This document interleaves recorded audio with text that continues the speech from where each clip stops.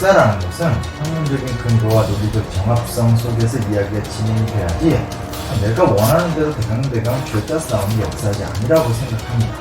서경덕 교수 한 명이 아닙니다. 서경덕 교수는 홍보 전문가이지 강제징용 연구자도 아닐 뿐더러 그래서 그 과정 동안 있었던 굉장히 수많은 연구 과정들이 산처럼 쌓여 있는데 마치 이 한두 장의 사진 오류와 활동가의 실수 때문에 강제동원 전체가 거짓말이다 라고 얘기하는 건 논리적으로 앞뒤가 맞지 않습니다. 이건 아주 왜곡되고 악의적인 공격이라고 저는 생각하고 있고요. 이분은 지금 일본을 대변하는 건지 아니면 일본의 자본가 계급을 대변하는 건지가 의심이 될 정도로 너무나 본인이 보고 싶은 사실만 본다라고 얘기할 수밖에. 자, 오늘은 이우연 선생님께서 하신 부분에 대한 얘기입니다. 강제동원의 신화라고 얘기하면서 5, 6, 7 챕터들이 쭉 이어집니다. 이 챕터를 보고 있으면 참 아이러니합니다. 두 가지를 얘기할 수 있습니다. 첫째는 이 챕터에서는 계속 서경덕 교수의 실수를 이야기합니다. 서경덕 교수가 홍보 전문가죠. 그 타임스퀘어의 광고를 한 걸로 유명했으나 비빔밥 광고 같은 것들이 갖고 있는 여러 가지 문제점들에 대해서 비판을 받았고 조선인 징용 노동자로 잘못 알려진 1950년대 일본인이다. 요 사진은 이제 크게 실수를 하면서 굉장히 논란이 됐었던 기억이 있습니다. 조선인 노동자, 징용 노동자라고 했었던 사진인데 알고 보니까 이게 또 일본인이었다. 이런 얘기들을 하게 됩니다. 틀린 건 틀린 거죠.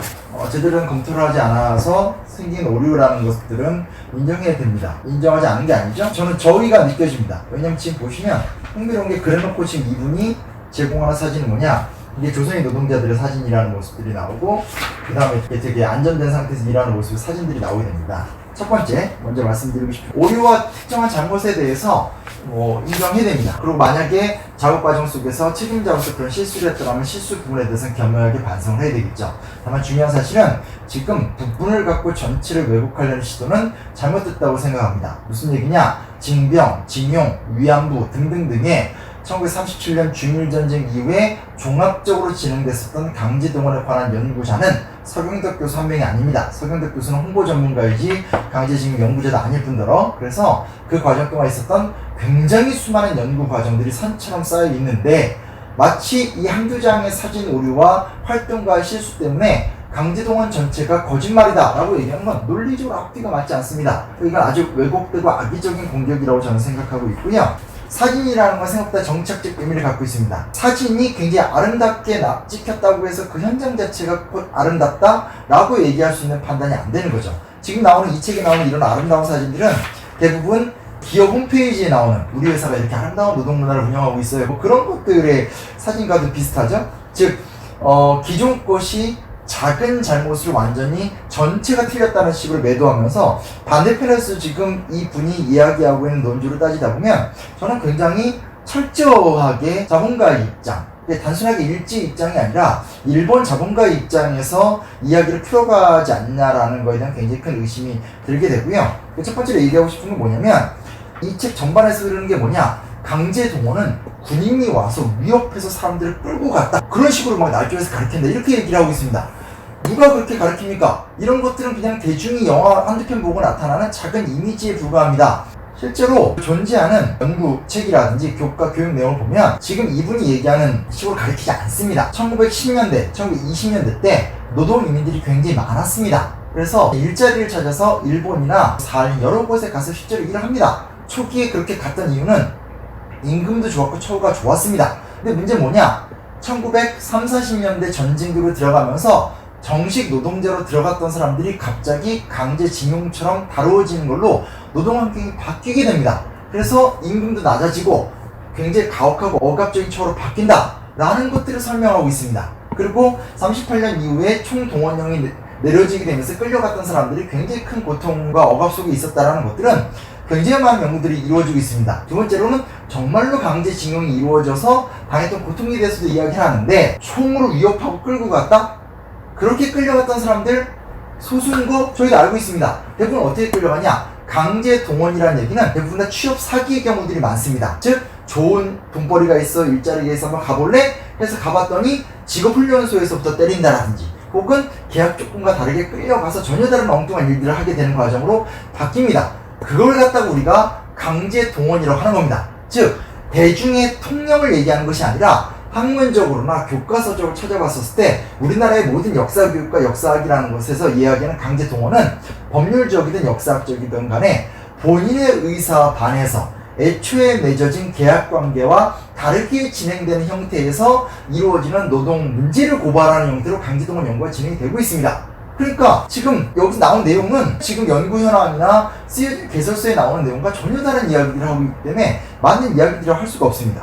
더 큰 문제 뭐냐? 좀 더 깊이 들어가 보면 조선인 알고 보면 임금 차별이 없었고 고용 상태 굉장히 좋았고 좋은 기구를 잘 썼고 노동을 되게 잘했다 이런 얘기를 하고 있습니다. 지금 무슨 얘기냐? 생각보다 일본은 좋은 노동 조건에서 조선인 근로자들을 일본인과 차별 없이 잘 안정적으로 운영했다 이렇게 얘기를 합니다. 여기서 또 어떤 문제가 생기냐? 도널드 그레그라고 하는 일본에서 굉장히 오랫동안 활동을 했었고 아주 유명한 국제통이 있습니다. 그래서 도널드 그레그 회고를 보면 그가 50년대, 60년대 때 일본에서 활동을 할 때 남긴 기록이 있습니다. 다리를 저는 아이가 있길래 그 아이가 좀 안타까워서 도와주려고 막 수소문을 하니까 사람들이 안 가르쳐 줍니다. 계속 묻다 보니까 어떤 일본인 한 분이 아니 뭐 왜 하려고 해요?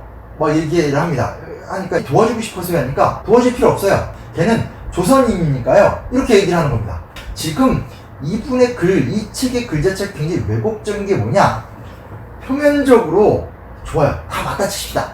안정적인 고용 조건을 보장했다고 하더라도 조선인을 대하는 당시의 문화적 차별 같은 것들을 또 고려하면 결코 이런 측면으로만 얘기할 수가 없습니다. 더군다나 여기 안 나온 이야기들, 지금 실증적으로 밝혀진 내용들이 얼마나 많습니까? 일본인들이 노동과정 속에서 조세이 탄광에서 수몰 사태가 일어났었을 때 거기서 갇혀있는 사람들을 방치해서 사람들을 죽였던 사건이라든지 혹은 지금 현재 일본의 부총리인 아소 다로의 할아버지가 운영했었던 아소 탄광에서 진행됐었던 수많은 인권운동 같은 것들 다 역사적으로 확인되는 이야기들입니다. 그리고 막판에 일본이 해방되는 과정 속에서 징용에서 벗어났다고 생각했었을 때 일본인 노동자들이 사적으로 달려들어서 조선인 노동자들을 수차례 학살했던 사건들 같은 것도 굉장히 많이 보도가 되고 있습니다.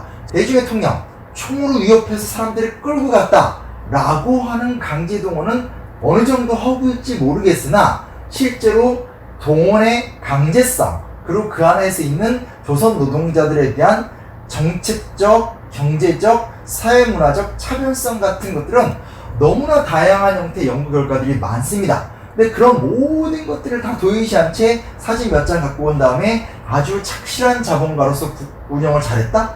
지금 여기다가 본인이 자료를 잘 넣어놓으셨지만 이 안에 나오는 일본인들조차도 일본의 하층 계급조차도 이 사진에 나온 것처럼 그런 개고생을 하고 있는 모습들이 나오는데 하물며 조선인들한테 너무나 당연한 얘기 아닙니까? 그래서 이 얘기를 보고 있으면 이분은 지금 일본을 대변하는 건지 아니면 일본의 자본가 계급을 대변하는 건지가 의심이 될 정도로 너무나 본인이 보고 싶은 사실만 본다라고 얘기할 수밖에 없고요.